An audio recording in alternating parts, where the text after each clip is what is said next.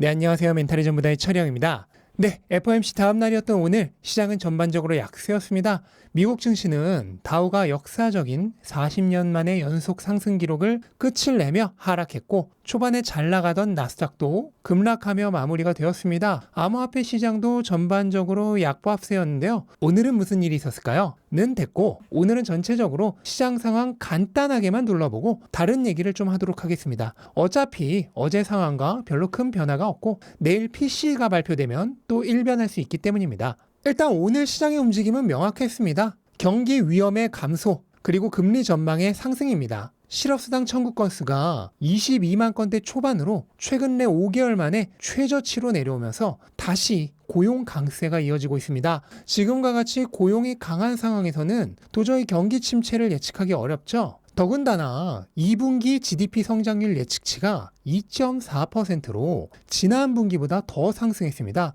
원래 지난 분기도 처음에는 1%대 초반을 예측하다가 최종 결과가 2%가 나와서 경기가 예상보다 훨씬 강하다고 생각했었는데 그것보다 더 오른 것입니다. 이렇게 강한 고용과 강한 경제 성장이 동반되자 경기 침체의 가능성이 낮아지면서 금리 전망이 확 올랐습니다. 이제 9월에 금리 인상을 예상하는 전망이 20%까지 치솟았고 금리 인하 시기는 다시 5월로 밀렸습니다. 달러 인덱스는 최근 며칠간의 하락을 모두 상회하며 하루 만에 급등했고 달러와 금리 전망 상승으로 채권 수익률도 크게 상승했습니다. 장 초반에 증시가 좋았던 것도 경기 침체 위험이 내려가서인데 금리 전망이 너무 올라버리자 채권 수익률의 급등과 함께 하락으로 전환되었다고 보시면 되겠습니다. 달러와 금리 전망이 이렇게 올라버리면 제일 타격받는 건 상품 시장이죠. 금은 낮은 변동성에 어울리지 않게 1%가 넘게 하락했고 은은 3%가 넘게 급락했습니다. 암호화폐는 오히려 잘 버틴 수준인데요. 최근 장기간 횡보가 이어졌었기 때문에 추가 매도 여력이 상대적으로 적어서 피해를 적게 입은 것으로 생각이 됩니다. 이런 상황에서 오늘 밤 발표되는 PCE 물가가 매우 중요해졌습니다. 물가라도 낮게 나와야 급등한 금리 전망에 물을 뿌릴 수가 있죠. 여기서 물가까지 높게 나와버리면 금리 전망이 아주 뜨거워져 버리겠죠. 과연 시장의 예측대로 3% 가깝게 물가가 하락했을지 모든 투자자의 관심이 집중될 예정이며 당분간의 가격은 오늘 나올 PCE 물가에 큰 영향을 받을 것이라 생각이 됩니다. 자, 여기까지가 오늘의 간단한 시장 정리였고요. 최근 증시도 기술주들이 횡보나 조정을 받고 있고 암호화폐도 장기간 횡보가 계속되면서 많은 투자자들이 지루함을 느끼고 계실 거라 생각합니다. 근데 그건 저 역시도 마찬가지입니다. 뭐 화끈하게 오른 것도 아니고 그렇다고 화끈하게 내리는 것도 아닌 질질 끄는 장세가 지속되면 할 얘기도 별로 없고 무엇보다 보는 사람들도 관심이 떨어질 것을 알기에 영상을 만들 때도 신이 나지 않습니다. 하지만 투자라는 게 사실 원래 이렇게 지루한 것입니다. 2020년, 2021년에 광풍 같았던 불장은 코로나라는 특수한 상황과 그로 인해 역사에 유례가 없이 풀려나온 유동성으로 인해 생긴 비정상적 현상이었으며 그 후 폭풍으로 발생한 2022년의 급락장도 역대급 경제 위기에서나 나올 법한 특이 현상이었습니다. 거기에 그 비정상적 상황이 끝나가자 다시 뒤따라 나온 2023년 초의 급등도 어떻게 보면 아직은 이 후폭풍이 지속되고 있는 상황이라고 얘기할 수 있겠습니다. 따라서 2020년 이후로 본격적으로 투자를 시작하신 대부분의 분들은 이렇게 엄청나게 급등했다, 엄청나게 급락하고 다시 엄청나게 급등하는 시장에 익숙해져서 별 변화 없는 지루한 장세는 정말 재미없게 느껴지실 겁니다.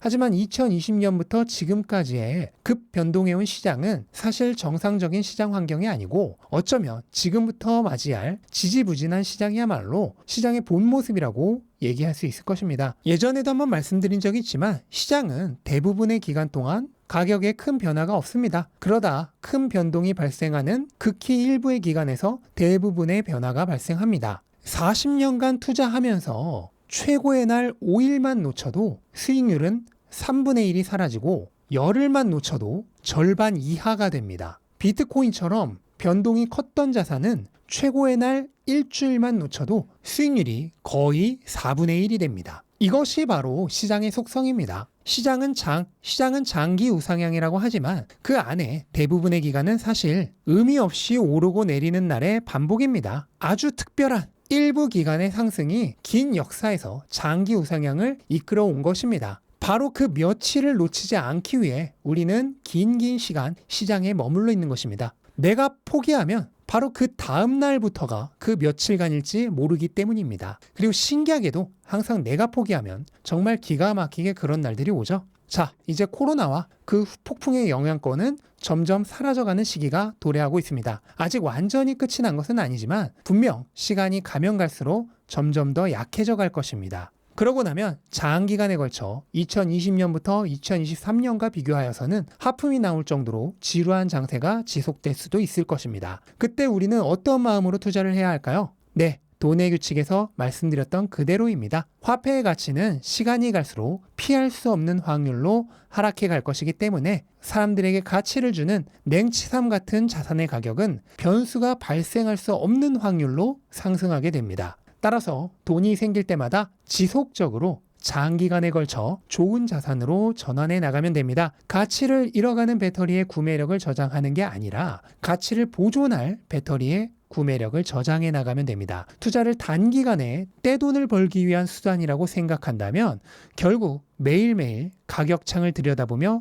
기도하는 삶이 됩니다. 그러지 말고 투자란 저축을 하는 것이라고 생각해 보시기 바랍니다. 단 실제로는 저축이 되지 않는 화폐로 저축을 하는 게 아니라 구매력이 보존되는 수단으로 하는 진짜 저축. 그게 투자의 진정한 의미입니다. 가짜 돈이 아니라 진짜 돈을 모아가는 행위 말입니다. 물론 그 과정에서 정말로 큰 기회가 찾아온다면 어느 정도 기대를 해봐도 좋습니다. 우리가 수도승도 아니고 보이는 기회가 주어졌는데도 길이 아니면 가지 않겠다 하면서 억지로 외면할 필요는 없습니다. 하지만 그런 기회에 투자할 때조차도 역시나 마음가짐은 같아야 합니다. 나는 지금 진짜 돈을 모아가고 있는 것이고 결국 이게 장기적으로 나의 구매력을 늘려주는 진짜 저축이다. 이런 마음가짐을 똑같이 가지면서 시장은 대부분의 기간 동안 의미 없는 변화 속에 있고 언젠가 적절한 때가 오면 그때 알아서 나의 자산을 크게 불려줄 것이다. 이렇게 생각을 하고 있어야 합니다. 기회는 노려보되 거기에 집착하지는 않는 것입니다. 올바른 길만 꾸준히 가고 있다면 내가 생각했던 시점에는 잡히지 않았던 그 기회가